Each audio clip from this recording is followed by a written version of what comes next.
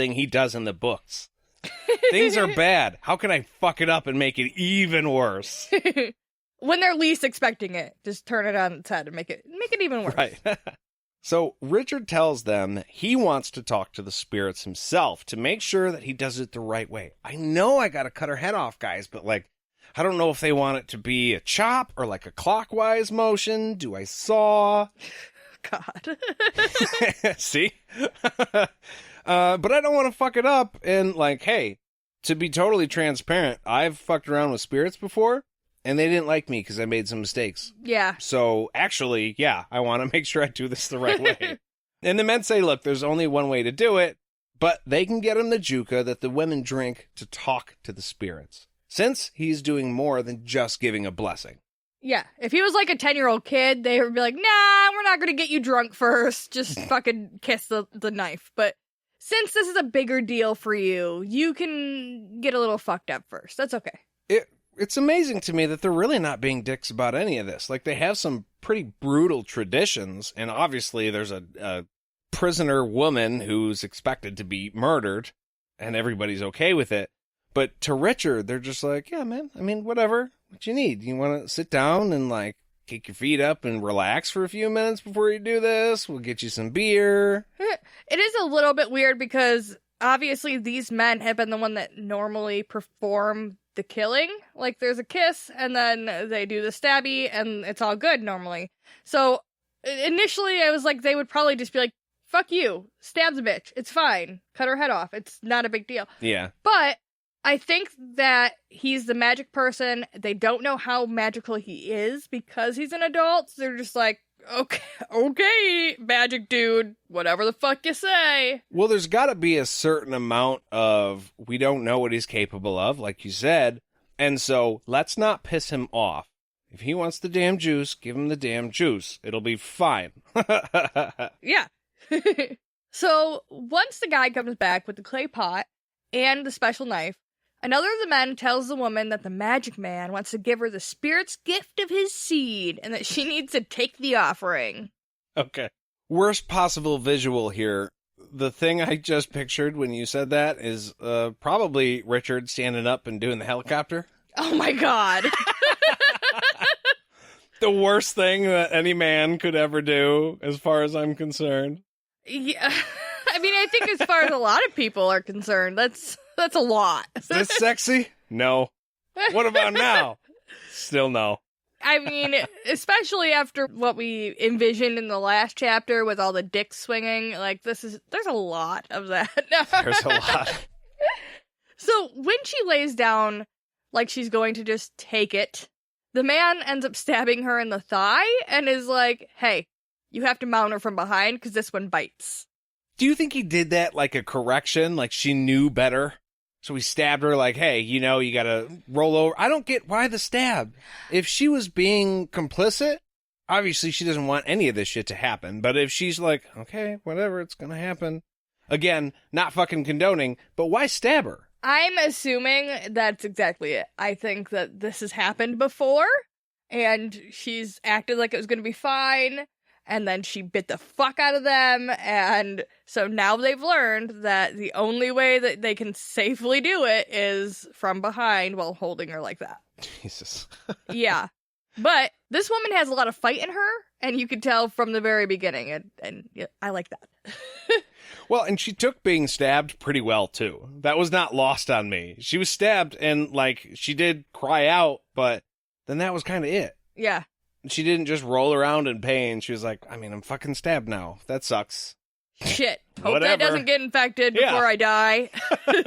When Richard doesn't move immediately, the woman starts to kind of taunt him about his magic stick being small and how he doesn't want to do it in front of the other men. And Richard is struggling to maintain reason with the rage of the sword, like, pulsing through him.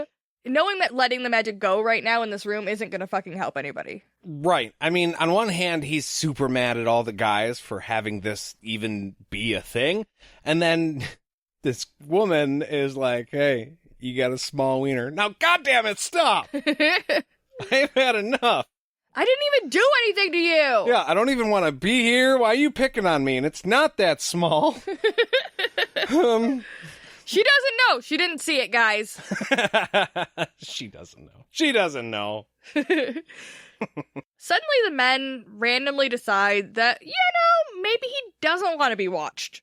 Maybe he should be left alone to speak to the spirits and to take what he wants from the women before the sacrifice. And they just leave him.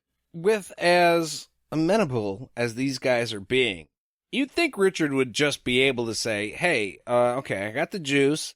I'll take that joint. Thank you. Can I get the keys to this bitch? And I'm gonna leave now. Bye, fellas. And they might not even stop him. Okay, I know for a fact that they would, but it would be hilarious to see. I don't know. I mean, it's pretty close to what actually ends up happening here, I think. Yeah, that's true.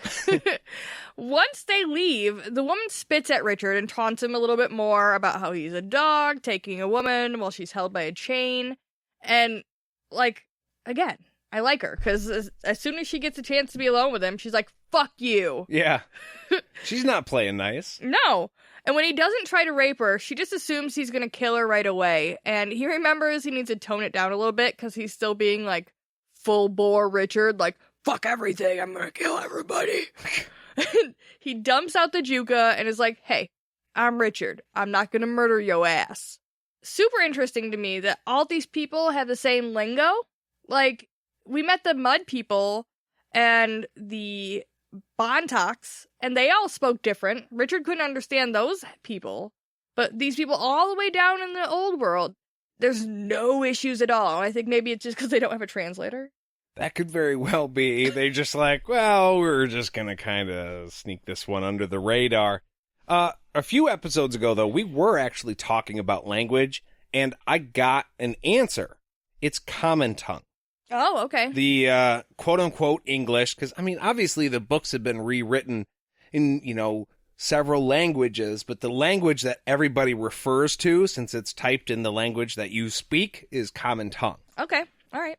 So that's this quote-unquote English, and that must be what these people speak. Of course, they're in the old world, so maybe the common tongue is the common tongue, and, that's where it came from.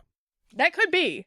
Yeah, maybe that's the basis of everybody's language, so that's why they can all understand each other. It just, these small tribes, I don't know, they had different languages in the New World, so I assumed they would in the Old World. It was just interesting to me that, no issues.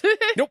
Richard also tells this woman that he's going to get her out of here. Her name is Du Chailu, and he asks what he's going to call her, which confuses her because she's like, my name is Du Chailu. Call me that. Yeah. Do I call you Du? Do I call you Chailu? I don't know, Rick. What do your friends call you? How about Dick? How about that? That's even better. I might just call her Du, though, because it's easier to type and also easier to say for me. So just so you know, I'm going to disregard what she fucking said.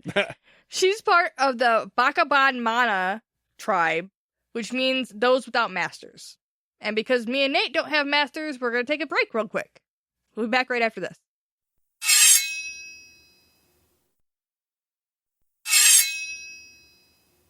And we're back. So, Du Chailu is still doubtful of Richard's intent, but he tells her that she will be the first of her people to return from the Majindai.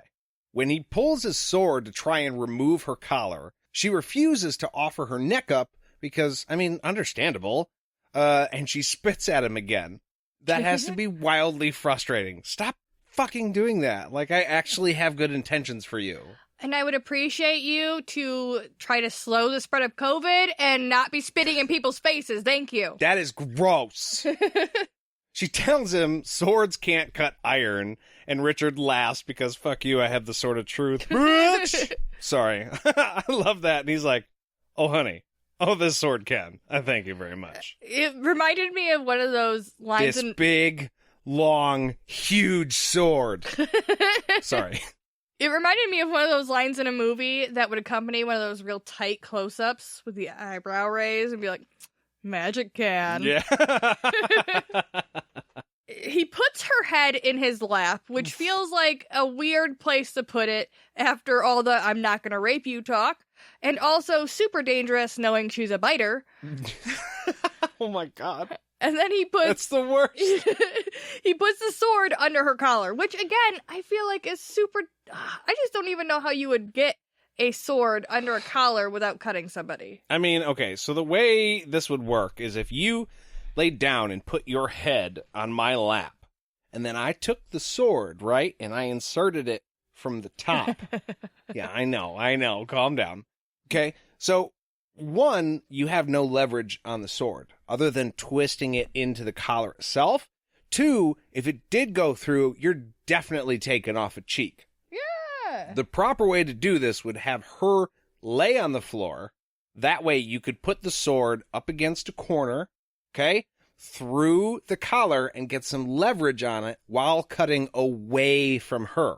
There's no fucking reason you would do this on your lap. None, zero, period. Except wanting her face on your lap. Which, again, dangerous choice. Yes. So, I read that twice, and I went, no, you always cut away from yourself. What the hell is he doing? Cut you the wouldn't chain. do that. Yeah, or just cut the chain. Get her the fuck out of there. And then ask the guys for the key. They've given you everything else. Right. And you know what? He finds out exactly why you don't put a biter in your lap here in a second, because she fucking lunges and bites him in the fucking arm, which is, albeit, better than the dick, okay? Lucky motherfucker. Right. Somehow not cutting the fuck out of herself, though, because there's no goddamn way, right? If he had the sword in her collar, there's no way she lunges and doesn't cut the hell out of herself. Okay, so again, in our example, you lie down, the sword is in the collar this way, and I assumed her head was facing out, but the head is facing in, which makes it definitely dangerous for dicks. Mm-hmm. But then, so in that position, she would be able to lift her head up and bite the back of his arm, but the second she did that, the sword would be pressing into her. Yeah. Like, there's no way that it didn't. And if she lunged forward even, I feel like a sharp knife is going to cut you. You can't, like, run your hand along, like, you can't run the meat of your body along a sword and have it not cut. Then again, and I mean, she does bring this up. She was going to be murdered. So if she does die here because she's not entirely convinced of his intent, like, not really a big deal. Yeah, she's, like, not willing to go down without a fight, so I guess there's that. Or whatever. But Richard stays super calm. I don't know how anybody in the world could stay this calm. He knows if he pulls back, he's gonna lose his arm meat, and that he could easily kill her. So he stays calm, and he talks her down from biting his arm. Yeah, like, you see the position you're in right now. If I wanted to kill you, you would already be dead. Calm the fuck down. Notice that I'm still not doing it. Have you ever been bit by, like, a baby or a puppy or a cat, and, like, just, they're playing, but then they bite you just one too hard, and you, maybe not fully, but you think about punching them? Right until you said that last sentence, I was like, you do that all the time. I'm not going to punch you for it. But yeah, I mean, I've been bitten before. It sucks. Yeah, and I mean, okay, maybe not punching, but you definitely, like, fling the thing off of you. It doesn't matter if it's a baby or a dog. You're like, get the fuck off. And then you might go, oh, I'm sorry. Well, it's your human instinct. If it hurts bad enough, yeah, your whole body is going to jolt and try and stop whatever it is that's hurting you. Yeah. You know, you get bit on the nipple by a baby. You're like, knock it off. I'm just saying, when they bite, it's not great, and your instinct is to, like, smack them. I was 100% sure you were going to say beaver. What the fuck? No! The Jeff Foxworthy bit. If you've ever had your nipple bitten off by a beaver... I don't know what you're talking about. You might be a redneck. Oh, my God. And I'm just saying, I don't condone smacking babies. I didn't smack babies, or puppies, or kitties. I love them all, but... You get it. You can understand how I would say I don't understand how he stayed calm. Because I would punch the fuck out of this girl, I think. Yeah, well, you definitely want to. But Richard is Richard. He can partition his mind and just chill the fuck out. Facts. It would be something to behold to sit down and smoke a joint with Richard, I'm thinking. You know? He's already just so chill. Yeah. Probably wouldn't even do nothing to him. No, probably wouldn't. He'd be like, I feel like this all the time. With that voice, like that. Yeah, like Steven Seagal. So Duchailu asks Richard why he's doing this, and he